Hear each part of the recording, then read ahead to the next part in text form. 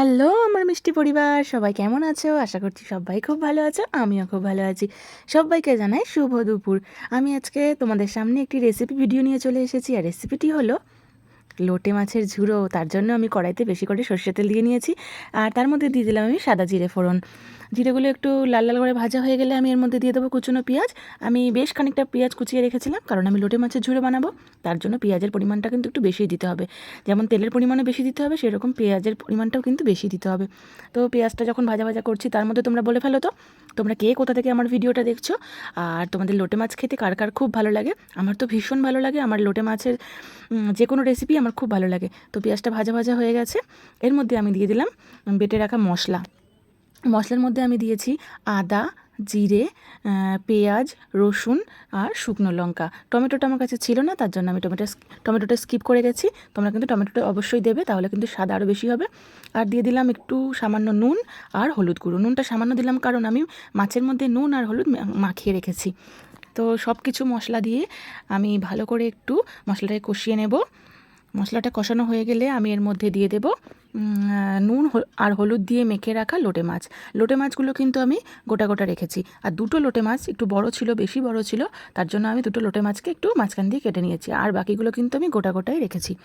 এই গোটা গোটা কেন রেখেছি সেটা কিন্তু তোমরা পুরো ভিডিওটা দেখলে অবশ্যই জানতে পারবে। তো তোমরা ভিডিওটা কেউ স্কিপ করো না, পুরোটা দেখো, অবশ্যই ভালো লাগবে আশা করছি। তো আমি এই লোটে মাছগুলো মশলার ওপরে দিয়ে গ্যাসটাকে কিন্তু লো টু মিডিয়াম ফ্লেমে রেখে আমি এটাকে চাপা দিয়ে দেবো।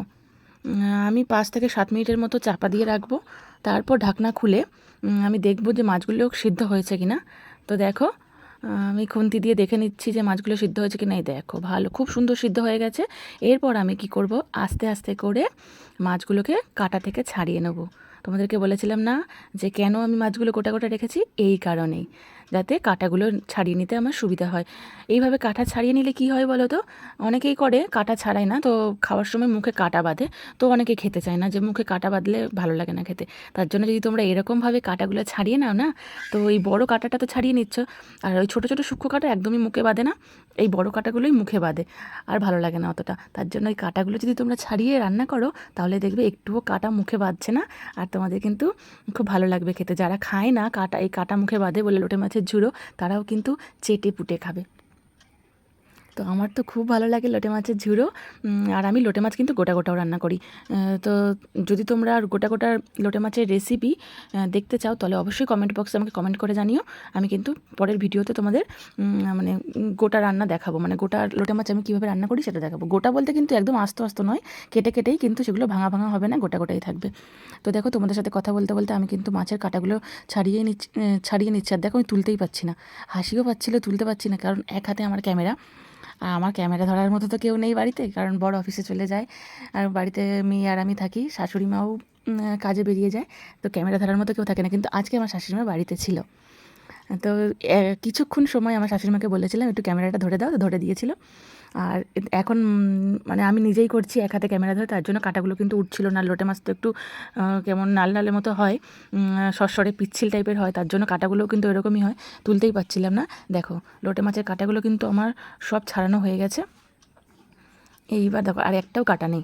তো এরপরে আমি গ্যাসের ফ্লেমটাকে হাই করে দেবো, কারণ আমার মাছটা কিন্তু সেদ্ধ হয়েই গেছে। দেখো, পুরো কাঁটাগুলো সব ছাড়িয়ে নিয়েছি, মাছটা পুরো সেদ্ধই হয়ে গেছে, তার জন্য গ্যাসের ফ্লেমটা বাড়িয়ে দিয়ে আমি এটা কিন্তু অনবরত নাড়তে থাকবো, নাহলে কিন্তু মানে কড়াইতে লেগে যাবে।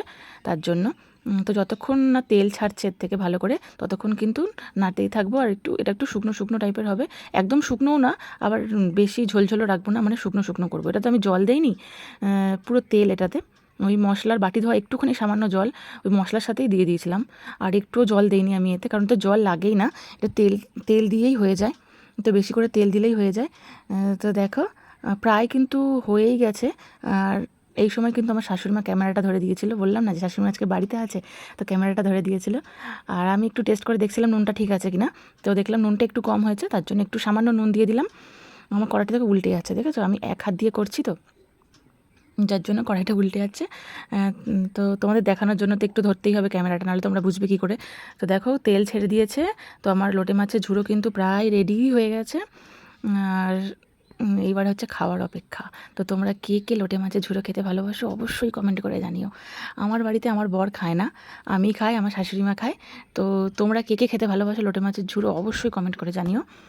তো দেখো রেডি আমার লোটে মাছের ঝুড়ো রান্না। তো কেমন লাগলো আমার এই ভিডিওটা অবশ্যই কিন্তু কমেন্ট করে জানিও, ঠিক আছে? আর তোমরা কে কোথা থেকে আমার এই ভিডিওটা দেখছো অবশ্যই কমেন্ট করে জানিও। তো তোমরা সবাই খুব ভালো থেকো, সুস্থ থেকো। আজকের মতো টাটা, বাই বাই। আবার দেখা হবে নেক্সট ভিডিওতে। তোমরা সবাই খুব ভালো থেকো। অনেক অনেক ভালোবাসা আমার ভিডিওটা এতক্ষণ দেখার জন্য। অনেক ধন্যবাদ।